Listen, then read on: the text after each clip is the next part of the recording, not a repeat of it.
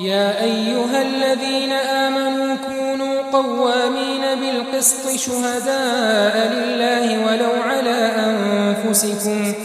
ولو على أنفسكم أو الوالدين والأقربين إن يكن غنيا أو فقيرا فالله أولى بهما فلا تتبعوا الهوى أن تعدلوا وإن تلووا أو تعرضوا فإن الله كان بما تعملون خبيرا.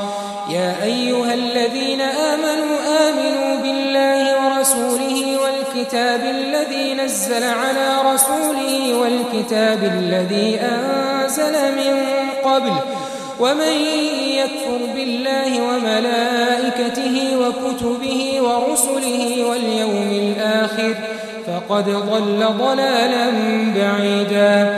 إن الذين آمنوا ثم كفروا ثم آمنوا ثم كفروا ثم ازدادوا كفرا لم يكن الله ليغفر لهم ولا ليهديهم سبيلا. بشر المنافقين بأن لهم عذابا أليما.